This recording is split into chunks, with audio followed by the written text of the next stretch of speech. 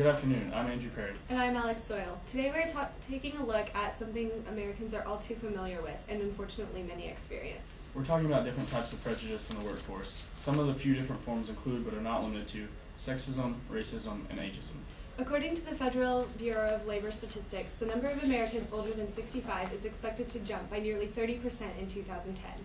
We've got Abdallah standing by to give us a little more information about ageism. Abdallah? We all, young and old people, are subjected to ageism every day. All people are discriminated against in workforce, and so are teenagers. All people cannot drive, and so are the teenagers. Ageism, according to Paul, is a term coined to describe the systematic stereotyping of and discrimination against older people because they are old. Just as racism and sexism accomplish this with skin, color, and gender. But unlike race and sex, ageism is a category of discrimination that will all eventually become a member into.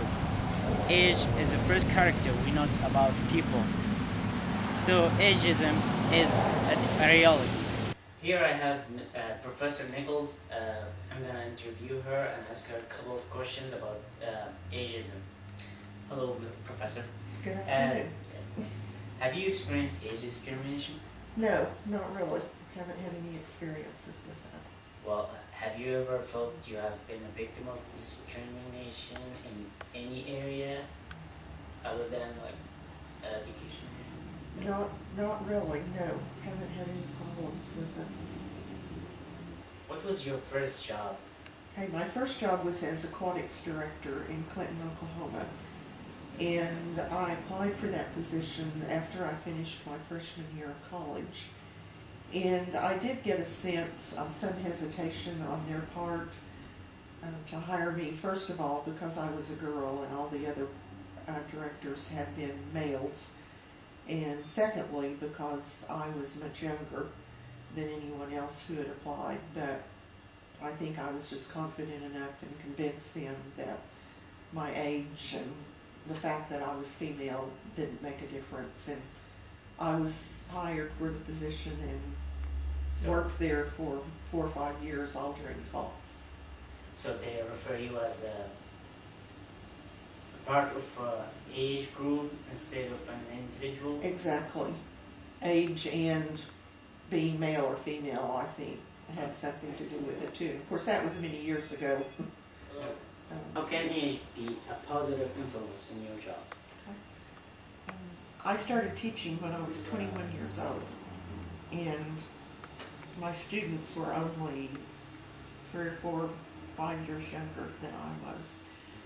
I never had a problem with commanding respect, but I found over the years, and as I've gained more experience, that students just naturally seem to respect older professors or teachers somewhat more than the younger ones.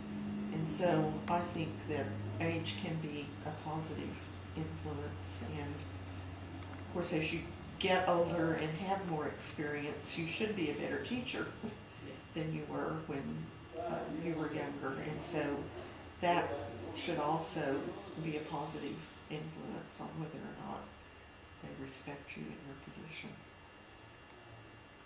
Comments or anything else? My advice to anyone, regardless of age, is to focus on what you do well, and don't be worried about age. Don't be afraid to apply for a job because of youth or because of age, because it's really, that shouldn't be the determining factor. The determining factor should be ability, and so age really shouldn't have anything to do with it. My name's Tori, and I have felt discriminated against because of my age. When I was 16 years old, I applied to work at my first job at a YMCA, and me and another girl that I worked with were both 16 years old, and we noticed within like the first week of working there that our superiors would, like if we messed up, they'd be harder on us than they were on our the older employees who worked with us, and all we had to do, it was really simple. We worked the front desk, and we gave information out to people, and it wasn't exactly something that you could really make a huge mistake on. But if we said something wrong to a customer, or if we had to do it because we took transactions on the computer, and if we messed up the transaction, you could reverse the transaction, but our bosses would get really upset with us, and they wouldn't get that way with the other people who we worked with, and it's pretty much just because we were younger than everyone, and they thought that we weren't capable of doing our job, even though we could. My name is Megan, and I am a student at OSU, and I'm first roommate. And I felt discriminated against because of my age. When I was 16 years old, I applied for a job at a company that did party planning, and they did birthday parties, and then they also did weddings and stuff like that. And the job description was that you were just basically filing papers and calling the clients for follow-ups and things like that about how the clients liked the service that the company provided and things like that. And so there was no age limit. It didn't say, please have a college degree to work at this job or apply. And so I applied, and I spent all this time, because it was the first job I'd ever applied to, so I spent all this time typing out my big long resume and all the little answers to all the questions and stuff like that. And so I sent it in, and then they replied very kindly with a rejection email telling me that they were looking for someone with a college degree to file papers. It was a really great way of getting rejected for my first job. Ageism, as you see, can work with you and against you. So, back to you, to the studio. We'll be right back after this short break. Have you been fired from your job because you're pregnant, or treated unfairly because of the color of your skin? Have you been dismissed during an interview because you're older than the other applicants? This is discrimination, and we can help you. Call Trent Braden, attorney at law. He's on your side, and he can fight for you. 1-800-GIVE-A-DAMN. That's 1-800-448-3232, extension 66. As we can see, this is not only affecting the elderly. Many teenage girls have noticed a difference in customer service when they are by themselves versus with a parent. Another problem many people in the workforce face is racism. Although segregation was abolished many years ago, racism is still prevalent. According to the Sacramento Observer, in the U.S., blacks and Latinos account for less than 13% of all computer workers in the nation.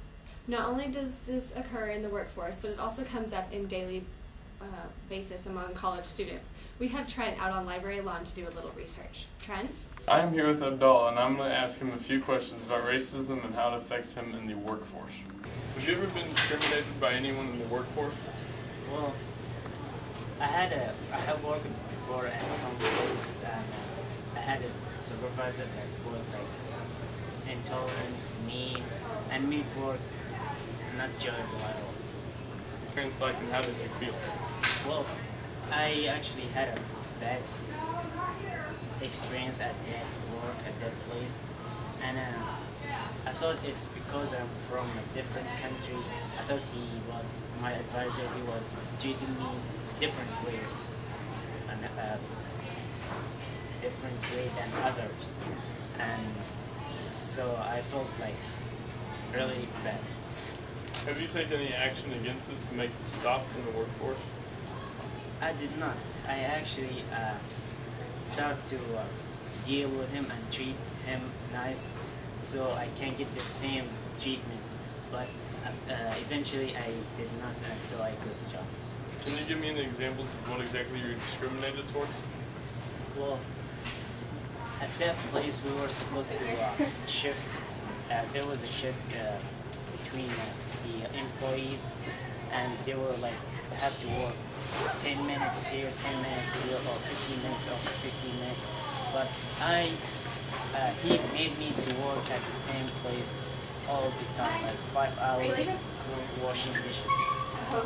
Do you feel as if you should get any compensation for this? No, I just think I need just a better treatment from him, and better treatment. Do you feel there's something that your boss can make to do, to make it more equal?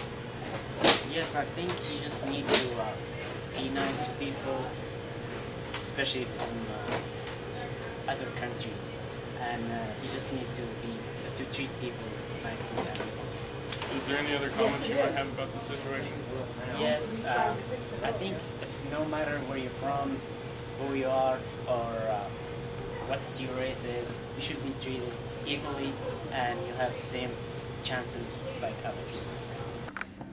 As you can see from talking with Abdallah here, that racism truly is a huge problem in our work society today. It is all over the United States and even the world, but here in the United States it is the biggest deal because we are the most diversified country in the world because we have so much migration to our country. Racism in the workplace is not very evident to most of us because 1, either we do not work because we're in college, or 2, because we live in areas where rates of racism in the workforce is much lower than in other areas such as California. There are things in place to work on preventing racism in the workforce to give equality to all people. One of these things is every 2 years major corporations are audited for their racial and gender demographics at all levels of hiring, which was reported by the Sacramento Observer. Simple things like this help with limiting the amount of racism in the workforce, but the question people has is if there is anything else we can do to help solve this problem. This is Trent reporting, and I give a damn. Back to you at the studio, guys. Thanks, Trent. Have you ever noticed in a hospital, most of the nurses are women and many of the doctors are men? Also in elementary schools, the majority gender of teachers are female. Could this be considered sexism? Many women and men feel pressured to go into particular professions because of their gender. In 2006, women over the age of 25 earned 78.7 cents less for every dollar earned by a man. We have Abby in the studio to talk more about sexism. Abby? Sexism in the workforce has been going on for decades now. Over the years, there have been many attempts to seize these discriminations. 2 Harvard School of Business professors, Ann Jardin and Margaret Henning, set out to change the way we view women in the workforce. Their goal was to get rid of sexism in corporate America. In 1977, just 2.3% of the executives in U.S. firms were women. Now 3 decades later, 52% of all middle managers are women. Despite this increase, sexism still exists today in the workplace. Women are constantly being singled out in the workforce. From inappropriate comments whispered between men to unequal pay, women are at a disadvantage. Ashton Santine, an engineering student at Oklahoma State, explains her worries in choosing this career in the so-called man's field.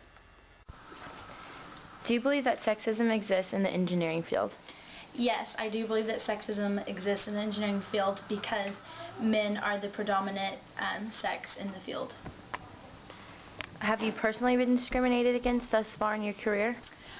No, I personally have not. My mother is a petroleum engineer, and she worked in Alaska and would go up on the slopes for weeks at a time and have to share a room with another man because they didn't have accommodations for women. Are you worried you'll be discriminated against when you're looking for a job? Not so much in this day and time am I worried about it, but they are trying to get more women in the workplace because we are a minority, being an engineer. So most companies are trying to get more women, but when you do go to work, you will be around mostly men. And so there are less women, but they're trying to get more. I'm Abby Coppinger, reporting on sexism in the workplace. Back to you, Andrew and Alex. Numerous amount of people. It affects people of many ages, races, and genders. These discriminations vary anywhere from comments made between colleagues in an office to being rejected for a job interview based solely on your race. We as a society need to take action in this matter and start a movement to end this issue. I'm Adrian Perry. And I'm Alex Doyle, reporting from News 10 Tonight. Stay classy, Stillwater.